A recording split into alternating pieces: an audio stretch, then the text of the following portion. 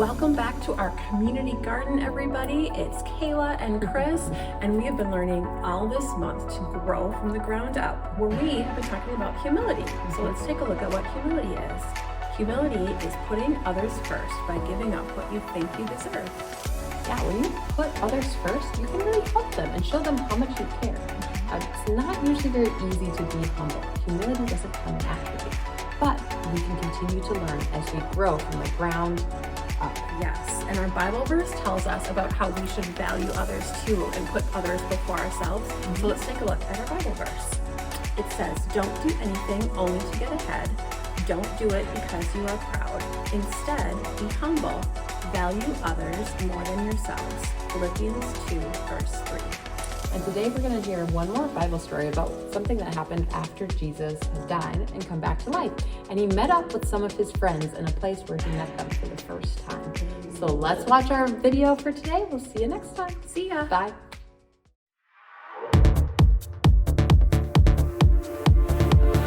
I'm blown away by your love for me. It goes on and never ends. I belong to you. I'm chosen by you. Forever, I'm your friend. You'll always be right here with me. I'm so thankful for your love. No matter what I do, I know this is true. You're by my side, you'll never leave. I wanna thank you, God, for showing me who I am. You're so good, you help me to understand. We are your sons and daughters. You're such an amazing Father. Thank you, God, for coming to rescue me. You're so good, God. You're everything I need. Every minute of every day. I just wanna say thank you, God.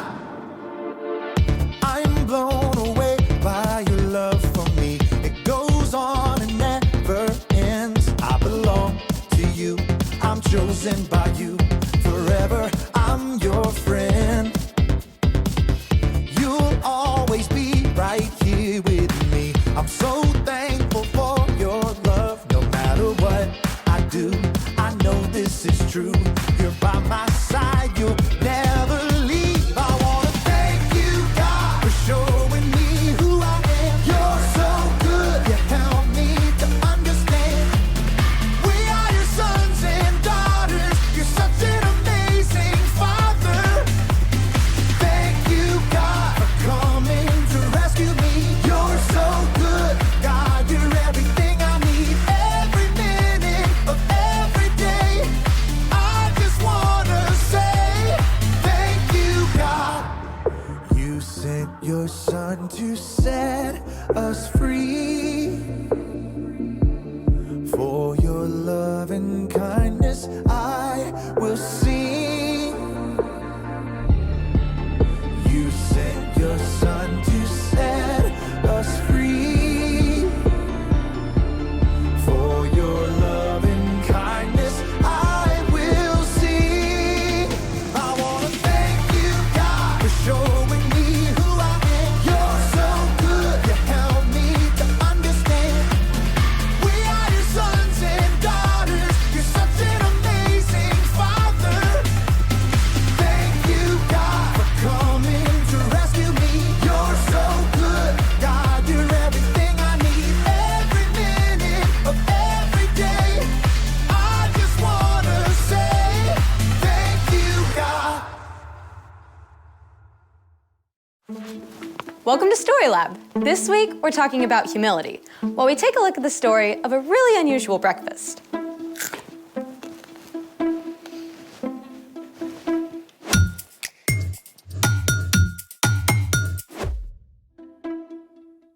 Hey, I'm Skylar. And I'm Sebastian. We're talking about humility, which is putting others first by giving up what you think you deserve. So what are we doing today?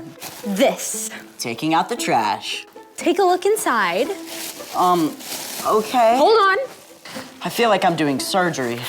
Go ahead.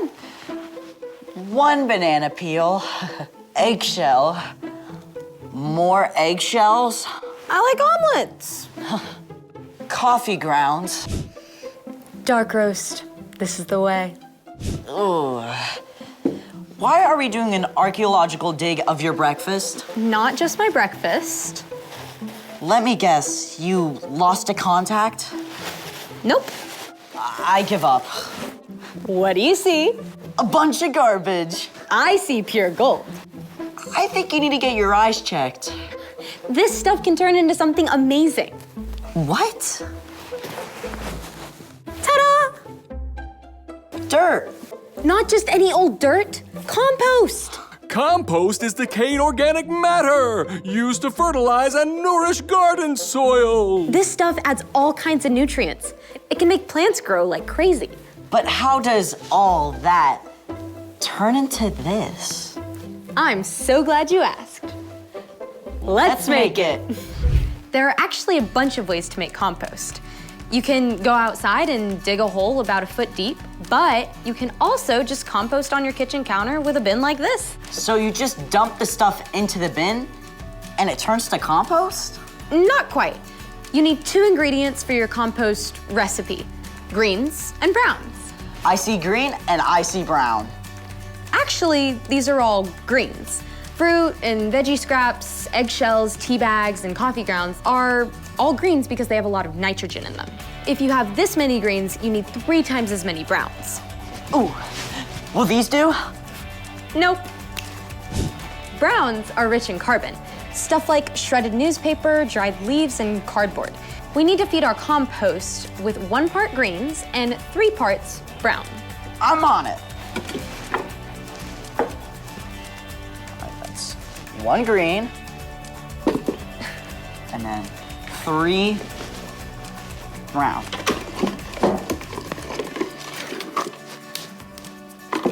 There we go. Now we keep doing that, right? Yep. 2 2. and 3. And then we need 1 of this. Yes. Well, it is basically garbage. That's it? Pretty much. You can feed your bin greens and browns, and with the right balance of carbon and nitrogen, it'll help it decompose quickly. And it also helps to turn it over every few days. What a cool way to turn something no one wants into dirt.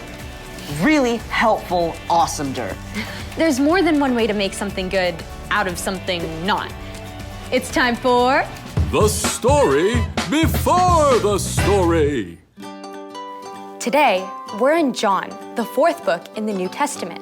But before John, in the very beginning, out of a deep, deep love, God made an amazing world. But when people turned away from God, the world was broken. God made a plan to draw people back into a relationship. So at the right time, God sent his very own son, Jesus, to come live among us. When Jesus grew up, he traveled from town to town, teaching and healing. But the religious leaders made plans to get rid of him. Jesus was crucified on a cross and died. But early Sunday morning, Jesus returned to life. Lots of his friends saw him. Which is where our story starts. Take it away. Hey everyone, I'm Chloe. Hey, Chloe. After Jesus defeated death, he appeared to Mary Magdalene and then to his closest friends, and lots of other followers too. We can only imagine how amazed and overjoyed they were, and how many questions they had, especially Peter. I said 3 times I didn't know Jesus. Is he angry with me? Does he still want me to be his friend? It was true. The night before Jesus was crucified, Peter had promised he would die before denying Jesus. Where I am going, you can't follow now, but you will follow me later. Lord, why can't I follow you now? I will give my life for you. Will you really give your life for me? Before the rooster crows, you will say 3 times that you don't know me. Within hours, Jesus was arrested. Many of Jesus' friends had fled, but Peter followed behind, trying to remain unnoticed. As Jesus was questioned by the high priest, Peter stayed outside, warming himself by a fire. A servant girl questioned him. You aren't one of Jesus' disciples too, are you? Peter was cold and scared, so he let fear take over. I am not. 2 more times, Peter denied knowing Jesus. Then, a rooster crowed, just as Jesus had said. And Peter realized the terrible thing he had done. That had only been a short time before. Even though Jesus was now alive again, Peter wasn't sure what Jesus thought of him. So, Peter did what he often did when something was bothering him. He gathered a few friends and went fishing. All night long, they threw out their nets. But by early morning, they still hadn't caught a single fish. As they returned to shore, they saw a lone figure standing there. Friends, don't you have any fish? No. Throw your net on the right side of the boat. There you will find some fish. That makes zero sense. Even though it seemed ridiculous, Peter gave it a try. And within moments, the net was so full of fish, they couldn't even pull it onto the boat. It's Jesus. In his excitement, Peter forgot his worries and splashed as fast as he could toward Jesus. When he reached the shore, Peter found that Jesus had already cooked fish over a campfire. Come and have breakfast. Jesus offered the fish and some bread to Peter and his friends. The last time they had eaten together was the night Jesus died. But so much had happened since then. They may have been quiet as they ate, wondering how things would be different now. When they finished breakfast, Jesus called Peter aside. Maybe they took a walk on the beach. I bet Peter's heart was pounding fast. This is it. Peter, do you love me more than these others do? This was not what Peter expected. He took a deep breath and answered. Yes, Lord. You know that I love you. Feed my lambs. Now, let's be clear. There were no sheep on the beach. Jesus didn't mean for Peter to take some lambs out into a field of green grass. But many times, Peter had heard Jesus call himself the Good Shepherd, while the people around him were like sheep. Jesus wants me to take care of the people who follow him. Again, Jesus asked, Peter, do you love me? Yes, Lord. You know that I love you. Take care of my sheep. Peter was getting anxious again. Why had Jesus asked a second time? Didn't Jesus believe him? A third time, Jesus asked, Peter, do you love me? Lord, you know all things. You know that I love you. Feed my sheep. Peter was frustrated that Jesus kept repeating this until he realized. Jesus has asked me 3 times if I love him. Maybe that's once for every time I said I didn't know him. Jesus had not only forgiven Peter, Jesus was inviting Peter to care for all the people who would follow Jesus now and in the years to come. Following Jesus wouldn't be easy, but it would be worth it. Every step of the way. The end. Wow, so Peter really messed up, but Jesus still loved him. Yeah, Jesus didn't leave him hanging. Exactly. Peter was the one who denied Jesus, but Jesus took time to make it right between them. So, what's our part in the story? Well, if someone wrongs you, it's super easy to stay mad. But even if you feel like you have a right to stay mad, humility means choosing to forgive and make things right. Maybe your friend didn't call and invite you to their house on Saturday like they said they would. Instead of being mad and refusing to talk to them until they talk to you first, you can go to your friend.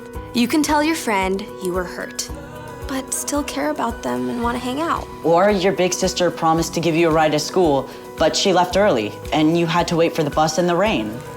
Instead of giving your sister the cold shoulder, go to her. Tell her that it wasn't okay, but you still love her. And if you are the one who hurt someone else, it's just as important to make things right with them. This is not easy stuff. But it's super important. You're absolutely right. See you next time. Bye, Chloe. So here's the thing. Put others first by making things right. Got it. Do you think Peter and Jesus composted their breakfast leftovers? No idea. Hold on a sec. All right. She looks hungry. Apple core?